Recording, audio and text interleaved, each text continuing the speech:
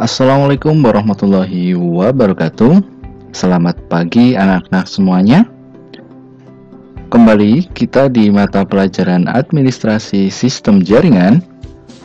Pada pertemuan kali ini kita akan membahas materi tentang Virtual Private Server.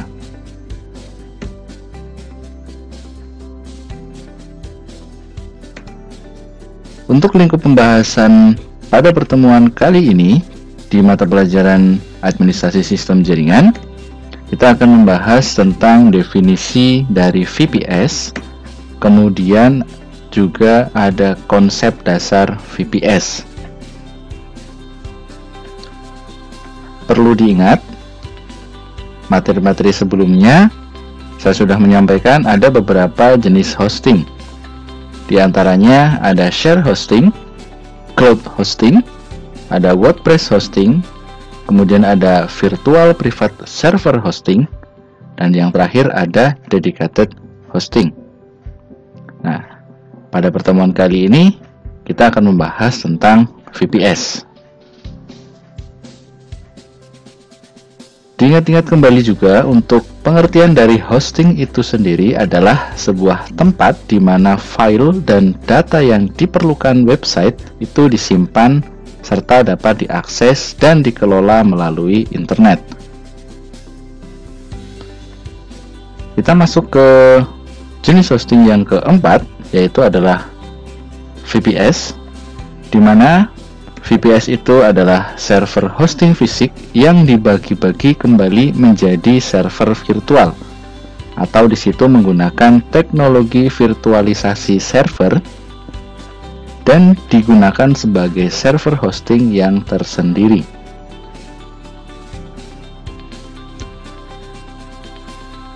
Nah, di sini apa itu virtualisasi server? Jadi, virtualisasi server itu merupakan sebuah metode di mana di sini berbasisnya software untuk mempartisi atau membagi sumber daya sebuah server fisik menjadi beberapa server virtual. Kita bisa lihat pada gambar di sini, ketika kita menggunakan server fisik secara langsung, pembagiannya ada di sebelah kiri di sini. Jadi ada server fisik, kemudian server itu diinstalkan sistem operasi, di mana nantinya sistem operasinya di situ akan diisi berbagai macam aplikasi pendukung untuk mengelola website. Nah, sedangkan virtualisasi server atau arsitektur virtual di sini untuk server fisik itu diinstalkan yang namanya software virtualisasi. Di antaranya di sini salah satunya adalah VMware. Nah, setelah diinstal, di situ akan dilakukan yang namanya partisi atau pembagian ruang dari server fisiknya itu. Dibagi menjadi beberapa server virtual yang nantinya akan dapat disewakan ke user yang membutuhkan. Nah, manfaat dari virtualisasi ini diantaranya adalah mengurangi biaya operasional dan juga meminimalisasi adanya downtime pada website.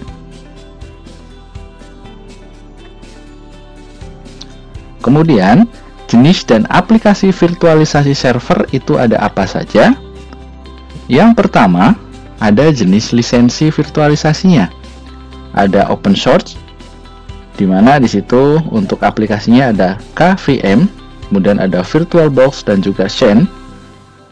Dan jenis lisensinya yang kedua ada closed source, yaitu di sini biasanya berbayar atau harus ada lisensi resmi dari perusahaannya. Di antaranya adalah Hyper-V, kemudian VMware SC, dan juga Huawei Fusion Sphere. Nah, itu untuk jenis lisensi dari virtualisasi. Ada open source dan juga closed source.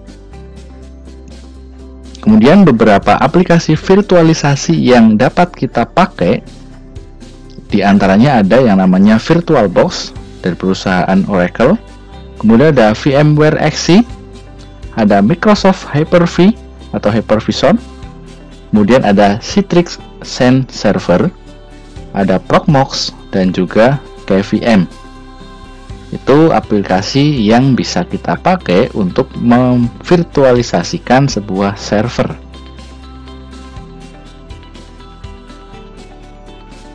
Nah, di sini salah satu contoh aplikasi virtualisasi server. Salah satunya adalah VirtualBox, di mana aplikasi ini bisa kita install di laptop kita ataupun komputer, yang mana nantinya laptop kita itu aslinya sudah mempunyai sistem operasi fisik sendiri, misalkan Windows 10. Tapi dalam praktek nantinya kita membutuhkan ada Windows 7, kemudian Windows XP, atau bahkan sistem operasi Linux untuk bisa digunakan dalam praktikum, misalkan administrasi sistem jaringan. Nah, di sini kita bisa pakai yang namanya virtualisasi server dengan menggunakan VirtualBox. Jadi nanti kita bisa menginstalkan sistem operasi Windows 7 yang ada di sini melalui media VirtualBox pada laptop kita, atau bahkan sistem operasi yang lainnya, sebelum kita menginstalkan ke server fisik yang kita punya. Nah, sebagai contohnya di sini, ini itu adalah laptop ataupun PC kita, sistem operasi Windows 10. Nah, dengan menggunakan VirtualBox yang sudah diinstalkan di Windows 10 di laptop kita itu bisa menginstalkan Windows 10 lagi di laptop dengan media VirtualBox. Nah, di sini insya Allah ada gambaran ya untuk semuanya, apa itu virtualisasi. Bisa menggunakan VirtualBox atau VMware atau yang lainnya. Tapi untuk praktikum biasanya kita pakai VirtualBox. Jadi ada sistem operasi di dalam sistem operasi laptop kita, atau ada Windows di dalam Windows. Kemudian yang namanya VPS, di situ walaupun bunyinya virtual, tapi tetap mempunyai yang namanya hard disk, ada memori, ada prosesor, bahkan juga sistem operasi yang nantinya bisa digunakan. Nah, yang paling utama dari adanya VPS di situ itu adalah beroperasi selama 24 jam tanpa henti dan juga terhubung dengan jaringan internet. Nah, dengan demikian, data serta aplikasi yang ada di VPS itu dapat diakses atau dijalankan terus-menerus selama 24 jam melalui jaringan internet kapan saja dan di mana saja kita berada. Itu kelebihan dari VPS. Jadi, walaupun di situ ada virtual server, tapi virtualnya itu mempunyai sistem operasi dan juga layaknya server fisik. Nah, dengan bertambahnya traffic visitor website yang semakin besar atau banyak secara tidak langsung, itu akan memperberat yang namanya hosting kita ketika kita memakai share hosting. Nah, sehingga itu tidak mungkin lagi kita menggunakan share hosting atau bahkan cloud hosting di mana dengan bandwidth-nya yang terbatas.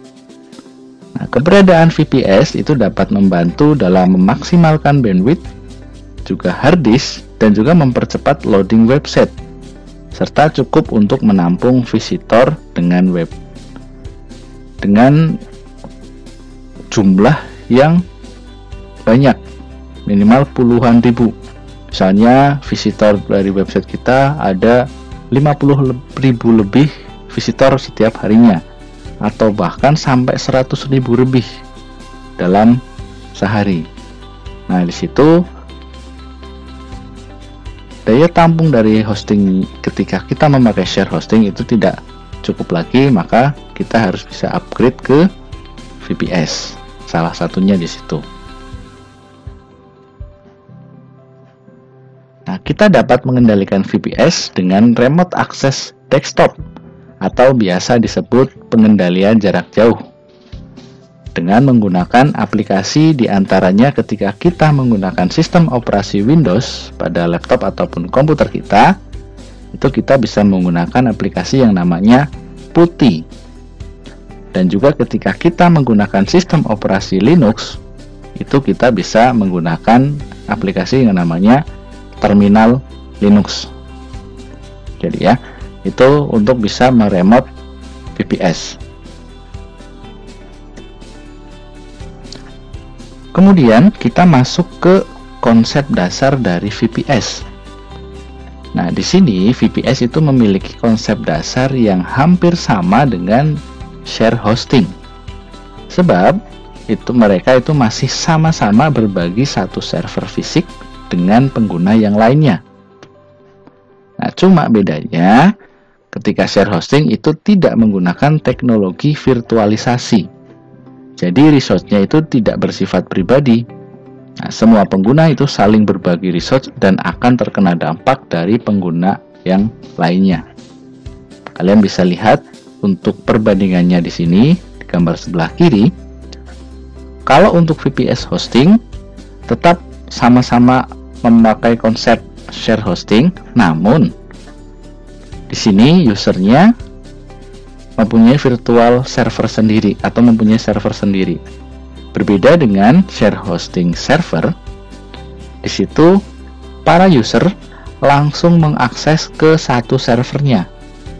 Sehingga misalkan di situ ada 6 user dan satu usernya itu memakai resource yang lebih banyak dari yang lainnya, maka secara otomatis user yang lain pun juga terkena dampaknya. Biasanya websitenya itu akan menjadi lebih pelan ketika diakses. Itu ya. Nah, di sisi lainnya, VPS itu juga menyerupai konsep dedicated server. Nah, di mana kita itu memiliki sistem operasi dan alokasi resource tersendiri kalau dedicated server. Aksesnya juga sampai ke root server, bahkan hingga memiliki wewenang untuk restart VPS. Nah, selain resource, itu pengguna layanan VPS juga mendapatkan IP address, port number, tabel filtering, dan juga routing rules tersendiri. Nah, jadi VPS tadi ada persamaan dengan share hosting dan juga hampir menyerupai konsep dari dedicated server. Kenapa? Karena satu user itu sudah memiliki satu buah server, walaupun di situ servernya secara virtual dan berinduk pada server fisik VPS hosting tersebut. Nah, ada gambaran ya di sini untuk konsep dasar VPS. Kemudian analogi mudahnya itu seperti ini. Kita ibaratkan VPS hosting itu adalah sebuah gedung apartemen, di mana setiap kamarnya itu memiliki fasilitas tersendiri, sehingga penghuni itu memiliki kebebasan akses dalam mengatur dan menggunakan isi kamar apartemen tersebut. Jadi, kamar-kamar dalam apartemen di situ bisa kita ibaratkan sebagai virtual servernya atau virtual apartemennya, di mana satu user itu dapat menggunakan semua fasilitas yang ada pada kamar tersebut.